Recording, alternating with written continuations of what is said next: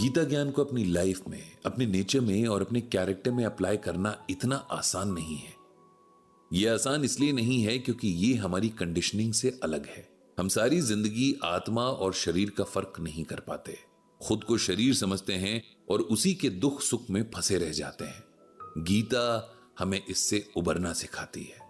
एक श्लोक सुनकर या समझकर आप गीता का सार नहीं समझ सकते, लेकिन इतना जरूर है कि अगर आपने एक भी श्लोक अच्छे से सुन और समझ लिया और साथ ही उसके मैसेज को अपनी लाइफ में अप्लाई भी कर लिया तो आपका जीवन हमेशा के लिए बदल सकता है और ये चेंज अच्छा ही होगा। अब इसका एग्जाम्पल मनीष से ज्यादा अच्छा कौन हो सकता है?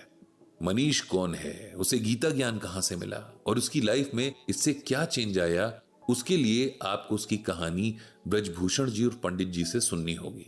मनीष पंडित जी से तब मिला था जब उसकी कंपनी ने, जहां वो हार्डवेयर इंजीनियर का काम करता था, पंडित जी के घर उनका कंप्यूटर ठीक करने के लिए भेजा। एक्चुअली पिछले 2-3 दिन से पंडित जी के कंप्यूटर में कुछ फॉल्ट आ रहा था और उन्होंने सर्विस सेंटर कॉल करके किसी को उनके घर भेजने की रिक्वेस्ट की थी। मनीष जब आया तो वो बहुत गुस्से में लग रहा था। किसी क्लाइंट ने उसके साथ कोई बदतमीजी कर दी थी जिसकी वजह से उसका मूड खराब हो गया था। पंडित जी के घर जाने की उसकी कोई इच्छा नहीं थी, लेकिन नौकरी की मजबूरी थी, इसीलिए उसे जाना पड़ा। जब वो सरला जी और पंडित जी से मिला तो उसे बहुत अच्छा लगा। उन दोनों का बिहेवियर बाकी लोगों से बहुत अलग था। सरला जी ने उससे पानी पूछा। पंडित जी उसे बड़े प्यार से अंदर लेकर गए जहां उनका सिस्टम था। जितनी देर वो सिस्टम चेक करता, सरला जी उसके लिए चाय बना कर ले आई। मनीष को उनका ये जेस्चर बहुत अच्छा लगा। उसने तो अपने मन में एक धारणा बना ली थी कि शहर के सभी लोग रूड हैं, एरोगेंट हैं, लेकिन पंडित जी और सरला जी से मिलकर उसे लगा कि उसने राय बनाने में बहुत जल्दी कर दी थी। पंडित जी के कंप्यूटर में जो भी प्रॉब्लम थी वो मनीष को एकदम समझ आ गई थी और उसने ठीक भी कर दी। चाय पीने के दौरान पंडित जी से मनीष ने पूछा कि क्या उनके बच्चे इस कंप्यूटर का यूज करते हैं। जब पंडित जी ने बताया कि वे ही इसे यूज करते हैं तब मनीष ने हैरानी जताई, क्योंकि पंडित जी की एज के ज्यादातर लोग टेक्नोलॉजी से बचते हैं। उन्हें कॉन्फिडेंस नहीं होता कि वे इसका इस्तेमाल कर सकते हैं। पंडित जी ने जब मनीष को बताया कि वे गीता ज्ञान नाम से ब्लॉग लिखते हैं तब मनीष बहुत खुश हुआ। उसने शायद लाइफ में पहली बार किसी को देखा था जो रिटायरमेंट के बाद खुद को बिजी रखने के लिए ये सब कर रहा हो। पंडित जी ने मनीष से उसके बारे में पूछा तो उसने बताया कि वो करीब 6 महीने पहले ही इस शहर में आया है। वो इससे पहले अपने गांव में ही रहकर कुछ काम कर रहा था, लेकिन फिर उसे सब कुछ छोड़कर यहां आना पड़ा। ये कहते हुए उसकी आवाज एकदम से उदास हो गई थी।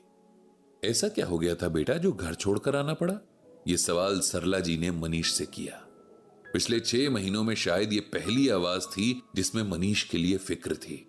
उससे रहा न गया और उसने अपनी पूरी कहानी सरला जी और पंडित जी को सुना दी। मनीष ने बताया कि जब वो बहुत छोटा था तभी उसकी मदर की डेथ हो गई थी। वो तब तक अपने पेरेंट्स का इकलौता बच्चा था। कुछ टाइम तक उसके फादर ने उसे संभाला, लेकिन फिर उनसे मैनेज नहीं हो पाया और उन्होंने दूसरी शादी कर ली। दूसरी शादी से जो सौतेली मां मनीष की जिंदगी में आई तो टिपिकल सौतेली मां थी, जिसका वन एंड ओनली टारगेट था मनीष को दुखी करना। मनीष के 2 सौतेले भाई भी हो गए थे, जिसके बाद उसके पेरेंट्स ने उसे बिल्कुल ही इग्नोर करना शुरू कर दिया था। थोड़ी समझ बढ़ी तो उसने सब कुछ छोड़कर अपनी पढ़ाई पर फोकस करना शुरू कर दिया, क्योंकि यही एक चीज थी जो आगे चलकर उसकी लाइफ को बेटर बना सकती थी। वो पढ़ाई में अच्छा था। उस छोटे से शहर में कोई कंपटीशन तो था नहीं, लेकिन फिर भी वो बाकी बच्चों से बहुत आगे था।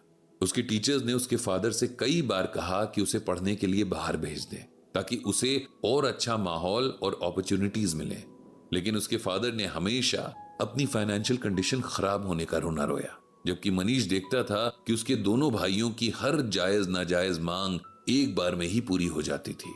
ऐसे ही टाइम कटता गया और मनीष ने बहुत अच्छे मार्क्स के साथ 12th पास कर ली। अब उसके आगे एक नया चैलेंज था कि आगे क्या किया जाए।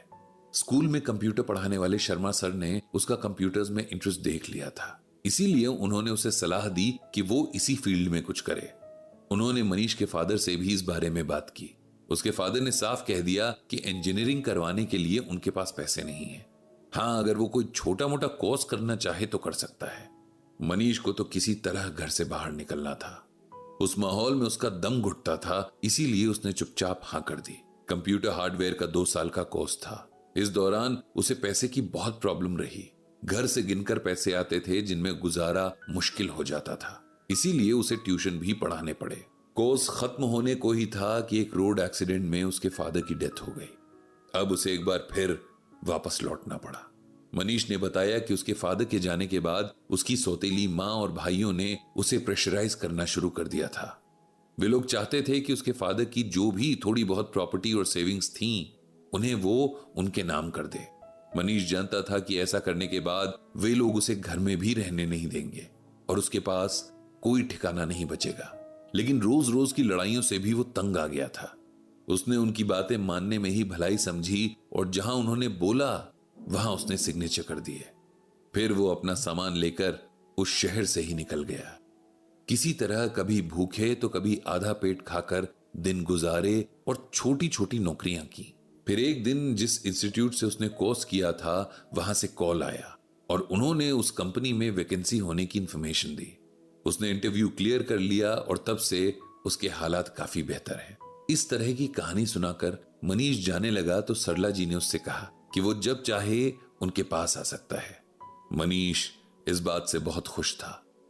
पंडित जी और सरला जी को मनीष से हमदर्दी थी और साथ ही खुशी भी थी कि अब उसकी लाइफ थोड़ा स्टेबल है।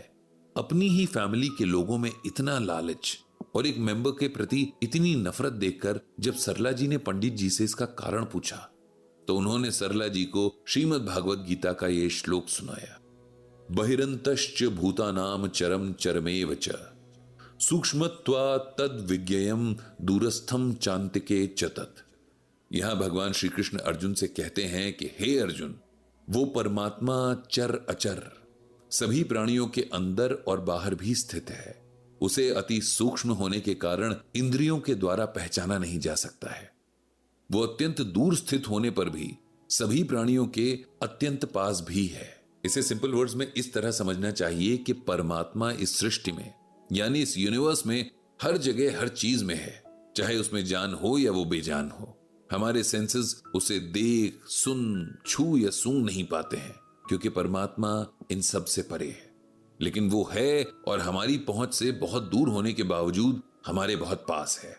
इंसान कभी समझदार और कभी नादान, कभी निर्बल और कभी बलवान आदि मानकर मेरी यानी भगवान की इस माया में खोए रहते हैं। लेकिन जो इंसान मेरी शरण में आ जाते हैं वे मेरी इस माया को आसानी से पार कर जाते हैं क्योंकि उनकी दृष्टि केवल मेरी तरफ रहती है। वे मेरी माया में नहीं फंसते।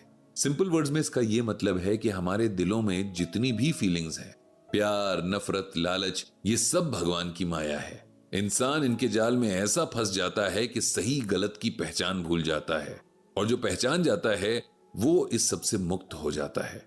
इन्हें पहचानने में गीता ज्ञान हमारी बहुत मदद करता है। इसीलिए जितना हो सके हमें गीता ज्ञान को सुनना और समझना चाहिए। इसके बाद पंडित जी ने मन ही मन भगवान श्री कृष्ण से प्रार्थना की कि वे सबको सद्बुद्धि दें।